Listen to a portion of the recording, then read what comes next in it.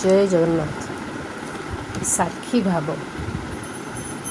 ବେଦାନ୍ତ ଦର୍ଶନର ମହାନ ସନ୍ଥ ରାମତୀର୍ଥଙ୍କ ଆମେରିକା ରହଣି ସମୟର କଥା।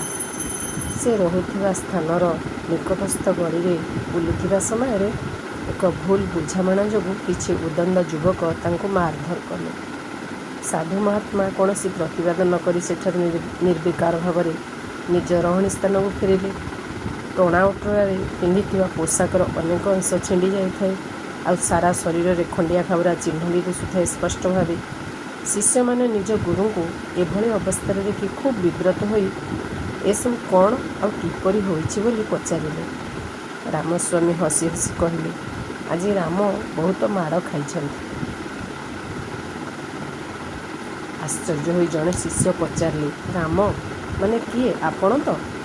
ସ୍ୱାମୀଜୀ ନିଜ ଛାତି ଆଡ଼କୁ ଆଙ୍ଗୁଠି ଦେଖାଇ କହିଲେ, ନା ନା, ଇଏ ମାଡ଼ ଗାଳି ଖାଉଥିବା ସମୟରେ ମୁଁ କେବଳ ସେଠି ଥାଇ ସବୁ ଦେଖିଛି।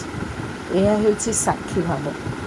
ନିଜକୁ ସବୁ ପରିସ୍ଥିତି, ପଦପଦବୀ, ସମ୍ପର୍କ, ଏପରିକି ଆପଣାର ଶରୀର ଆଉ ମନଠାରୁ ବି ଭିନ୍ନ ବିଚାର କରିବା।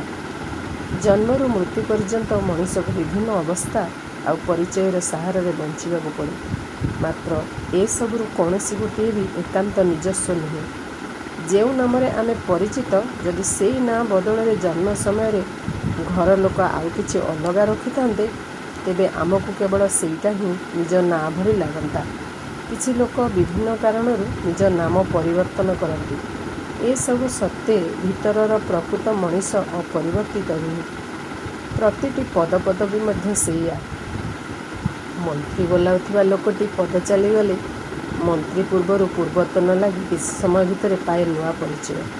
ଶୈଶବର କ୍ଷୁଦ୍ର କୋମଳ ଶରୀର ଯୌବନର ବଳିଷ୍ଠ ଉଦ୍ଦାମ ଚେହେରା ଦେଇ ବୃଦ୍ଧାବସ୍ଥାର ଅସହାୟ କ୍ଷୀଣତନୁ ପାଲଟିବା ପ୍ରକ୍ରିୟାର ପ୍ରତିଟି ଅବସ୍ଥାରେ ନିଜସ୍ୱ ସତ୍ତା ଠିକ୍ ଏକାପରି ରୁହେ। ଜଣେ ନିର୍ଦ୍ଦିଷ୍ଟ ବ୍ୟକ୍ତି କାହାର ପୁଅ ତ କାହାର ବାପା, କାହାର ଭାଇ ତ କାହାର ସ୍ୱାମୀ। ସମ୍ବନ୍ଧ ଅନୁଯାୟୀ ସମ୍ବନ୍ଧ ନିରନ୍ତର ବଦଳୁଥାଏ। ପରିବାର, ସାମାଜିକ ବ୍ୟବସ୍ଥା ଏବଂ ଜୀବନ ଧାରଣ ପାଇଁ କୃତ୍ରିମ ପରିଚୟ ଏକାନ୍ତ ଅପରିହାର୍ଯ୍ୟ। ମାତ୍ର ଏହାକୁ ନିରାଟ ସତ୍ୟ ଭାବି ନେବା ହିଁ ଜୀବନରେ ସବୁ ଦୁଃଖର ମୂଳ କାରଣ।